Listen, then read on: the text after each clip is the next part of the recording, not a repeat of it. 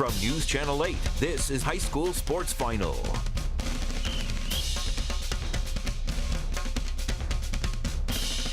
And thanks for joining me for this haunted, ghoulish edition of High School Sports Final.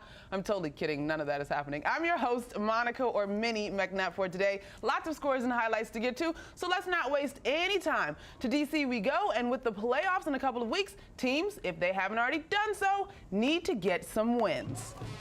And they are ready for Halloween in Southeast tonight as the 5-4 Balloon Knights host the 5-4 Wilson Tigers. We're gonna get right into the action as Abdul Adams of Wilson gets the handoff and bursts through the middle for a nice gain until he's tripped by the defense. Wilson, next possession, still with the ball as the quarterback Steve Williams throws a dart to Sean Savoy for the touchdown.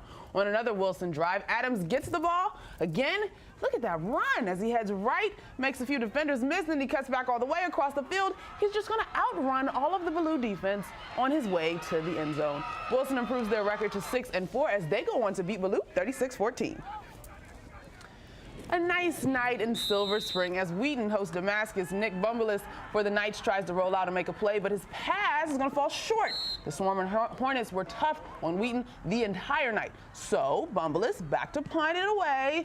Back to receive is Lakai Alston for Damascus. Alston catches, follows his blocks, and it was just that easy as Damascus stays undefeated with a 41-6 win over Wheaton. All right, let's get right to the action over as Forest Park is hosting Woodbridge. Forest Park with the punt, rolling along. Woodbridge attempts to pick it up, but it kicks it instead, and Forest Park recovers the muffled punt. Oh, man, look at that. The ensuing drive, Forest Park quarterback Malik Smith drops back to pass, but it's intercepted by the Woodbridge defense. Woodbridge with their running back. There he is. He gets a little room outside before being brought down by the defense. The same drive for Woodbridge as the quarterback drops back to pass and throws a pretty ball to the tight end streaking down the middle of the field. Forest Park goes on to beat Woodbridge 44-14. All right, when you talk about rivalries in this area, as far as high schools are concerned, there are a couple that stand out. Centerville and Westfield, Woodson and Dunbar. But one definitely sticks out, probably nationally, not just locally, DeMatha and Gonzaga. The Stags, 5-3, looking to go 4-1 in the WCAC. Meanwhile, Gonzaga trying to stay even with DeMatha and stay in second place behind Good Counsel atop the conference standings. Records and standings aside, throw all of that out of the window. It is game time. DeMatha and Gonzaga rivals squaring off again. What a great shot there by our boy, Brian Kapoor. All right, Stags on the board first. Lorenzo Harrison cuts to the corner. Smooth sailing touchdown, DeMatha. What a great camera angle there, all the action. All right, back come the Eagles. Reggie Corbin eventually is going to break through, and he would tie this football game, ladies and gentlemen. That was a beautiful day. A big game rivalry. You know, there were some hard hits. Check out this one right here. Gonzaga went into the half with a 20-7 lead. There are always pivotal plays, and DeMatha on fourth down converts. Anthony McFarland first down, setting up Harrison for the next play. Watch what Harrison does. He's going to break in for his second score of the day. Stags looking for more, though. This time, Bo English, we love that name, to DJ Taylor, and Taylor shaking loose of two defenders. He's going to go in for the score. 21-20, DeMatha takes the lead. All right, late in the fourth down, last chance for Gonzaga. Nick John's throw to Jabari Greenwood falls incomplete, and DeMatha hangs on by the hair on their teeth. Do you even have hair on your teeth? 28-20, that's the win. Here's Stags coach Elijah Brooks. Lorenzo, always brings, a hard running style to the game, and he had another great game coming downhill and getting those tough yards. We're really proud of him. With that, it's time for our Itility Athlete of the Week. And it comes from that DeMatha Gonzaga game that you saw there. Our player this week scored 2 touchdowns in that game, and he has done it all season for the Stags. Lorenzo Harrison went for 23 rushes for 155 yards. Not much you can say about that. Take a listen as Stags head coach Elijah Brooks. Lorenzo, always brings, a hard running style to the game, and he had another great game coming downhill and getting those tough yards. We're really proud of him. Again, that's 2 touchdowns in the Mathis win over Gonzaga. You just love Coach Brooks. You got to hear him talk twice. 155 yards against the standout Eagles defense. So congratulations to Lorenzo Harrison, your Itility Athlete of the Week. All right, lots of games to get to here. We're just getting started. Don't be scared. It's good stuff here on High School Sports Final. Up next, our game of the night with the IAC top spot in the balance.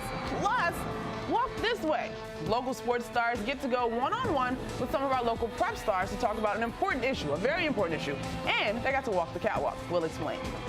Don't forget either, for the latest scores and highlights of featured games, you can log on to hssportsfinal.com.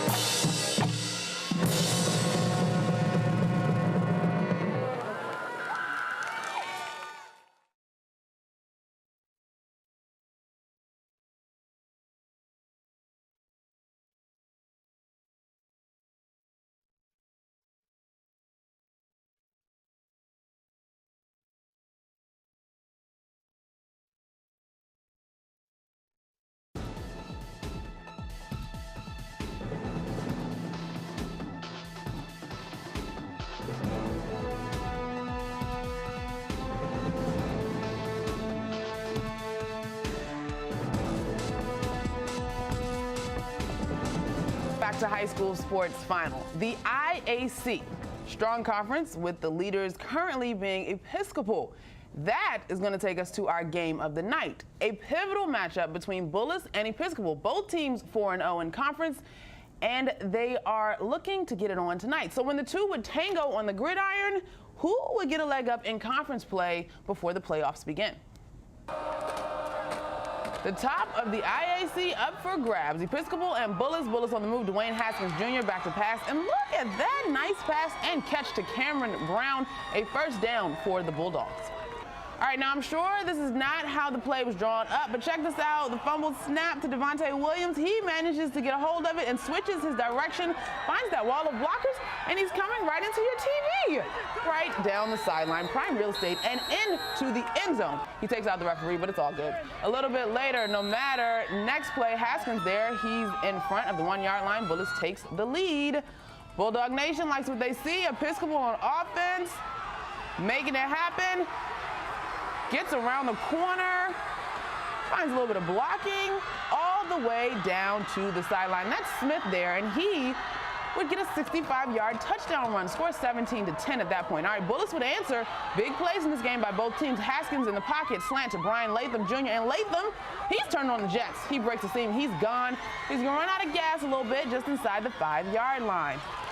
Fast forward a couple of plays later, Haskins to Damani Neal. That's a touchdown, and Bullis pulls this one out, 31-17, moving to 8-1 on the season, still undefeated in conference. The spirit of Halloween in effect as the River Hill Marching Band is dressed up and entertain the crowd before tonight's game. I wonder what that theme there is. Superheroes? All right, anyway. Right to the action as River Hill's Noah Thyberg delivers the pass to Trey Simpson, who's absolutely a brilliant. I don't like football. Look at that hit. Bison Craven with the hit there. All right. Hard-fought game, both teams. Howard's Najee Savage gets behind his blockers as they pave the way to the end zone there. Offense is not your thing. This is a game for defense. Has Howard's Kevin Sheehan fakes the handoff under pressure and throws it up, but he's picked off by Patrick Gover. Howard goes on to beat River Hill 7-0, and they also remain undefeated, improving their record to 9 and a big donut. Getting ready for a thriller in Lorton as South County hosts Lake Braddock in the Halloween matchup. A little thriller action. The Stallions here with the ball as DeAndre Clayton. Oh, the Stallions here with the ball as DeAndre Clayton throws a dart to Gerald Houlette for a completion. A little later in the drive as Clayton runs the option and James Simon is on the receiving end and he brings the Stallions closer to the end zone. Keep it moving. A couple plays later, Gerald Houlette runs up the middle, and he would find pay dirt. He scores there. Lake Braddock, they have the ball now. Their quarterback, Kyle Edwards, he's just going to head up the middle, too. A keeper. Finally going to be taken down by South County around about the 35-yard line. Lake Braddock ends South County's undefeated season, though. They win big, 62-41. Over at Hilton, Potomac was visiting. Hilton's Ricky Slade gets the handoff and takes this one all the way 15 yards or so, unscathed, without a nick or untouched. Potomac with the ball. The run play is snuffed out by Hilton's defense. Is that a dog pile? You know I love dog piles. Hilton again. Donovan Williams, the quarterback, busts up the gut for a nice gain before he's dragged down by the defense. That run play was pretty effective. All right, another handoff. This time, running back Ricky Slade. He's going to get stopped by Potomac's DeMarquise Nolan. Ooh, yeah, he got stopped all right. The ensuing possession, same drive. Hilton, another quarterback keeper. That's a quarterback draw. Hilton, 34-0. They improved to 8-1.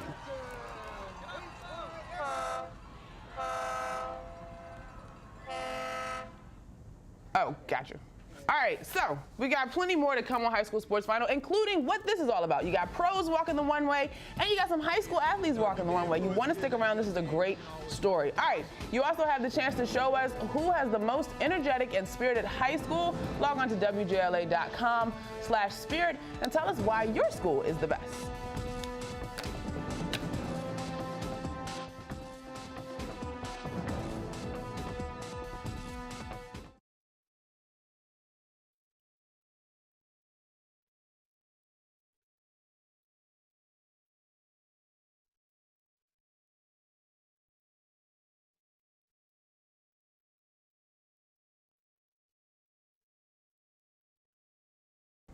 Welcome back to High School Sports Final. As the NFL season began this year, unfortunately, domestic violence seemed to be sort of synonymous with football. But that is an unfortunate circumstance that isn't necessarily represent the truth. One local organization is seeking to get ahead of the problem at the high school level.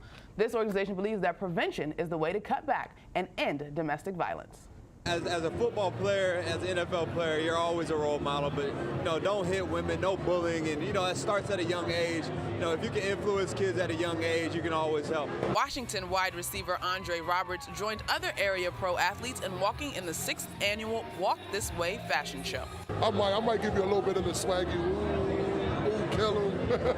Really great to see the community come out tonight to show support for this cause that we often don't talk about unless a tragedy occurs. The cause is ending domestic violence, which was forced to the front of the conversation as the 2014 NFL season began. If you start learning young not to put your hands on ladies or to walk away, it translates to once you become a grown man and have to make these decisions. Which is exactly what Men of Code, the organization benefiting from the fashion show's proceeds, seeks to do.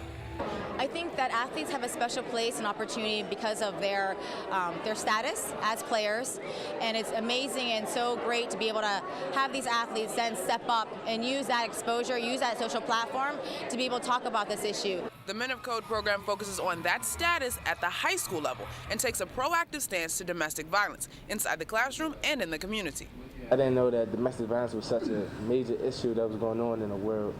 I learned that there's many and multiple ways of domestic violence. I just thought it was kind of physical abuse. Mind games, that's great. Give me an example. What would be a mind game? These gentlemen know the warning signs and the types of abuse, and they take their responsibility seriously.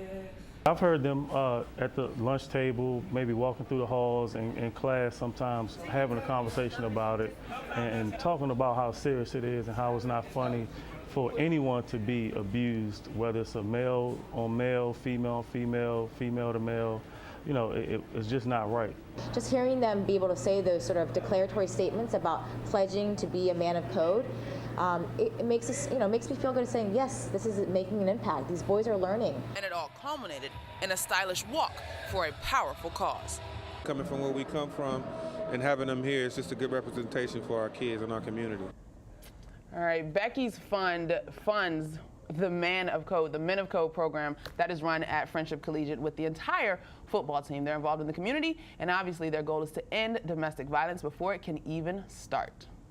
Everyone is festive for Halloween over at Northwood, hosting Watkins Mill.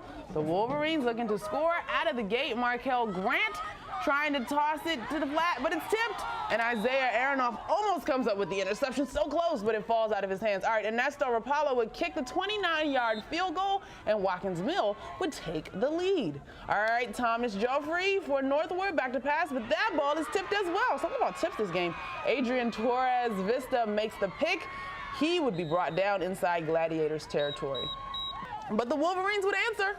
Markel Grant with the corner route to Devontae Bruff. Oh, what a catch. Keeps 1 foot, and that makes it a touchdown. Watkins Mill gets the win, 47-28. Still more as we wrap up this edition of High School Sports Final. Our plays of the week are coming up, so stick around. Got some good stuff to choose from.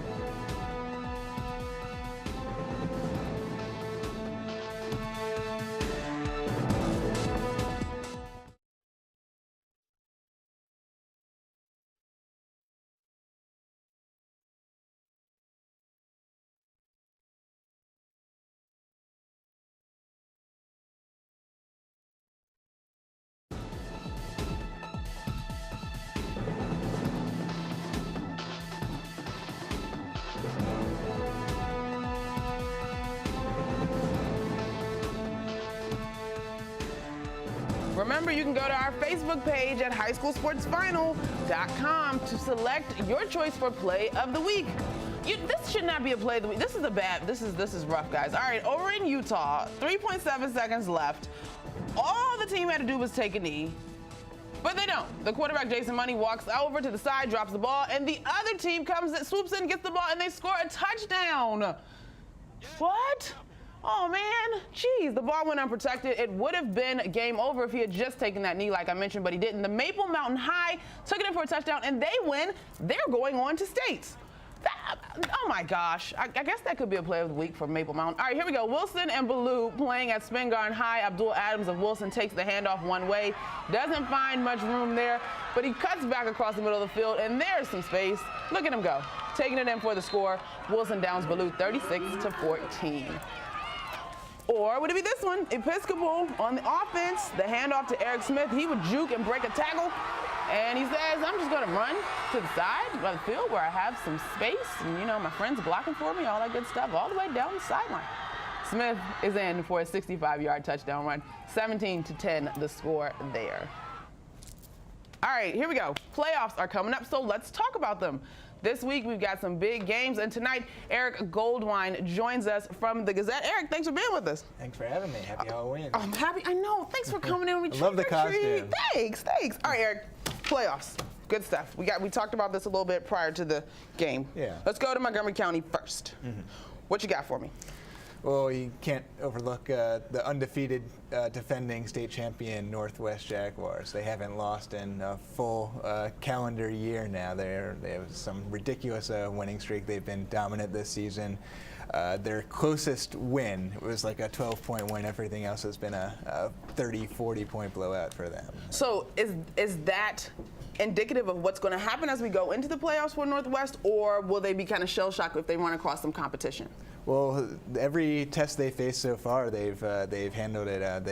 They played Paint Branch, which was undefeated a few weeks ago. They beat them by 30. They played a really good Clarksburg team. They still beat them by 2 possessions. They've handled everything thrown their way so far. All right, their closest opponent would be Quince Orchard. Well, that'll be tomorrow. Okay. They'll play, and that should be their hardest game yet. But they'll play Quince Orchard tomorrow. Quince Orchard, they played in the playoffs last year. They beat them by I think it was 28-20. It was a close game.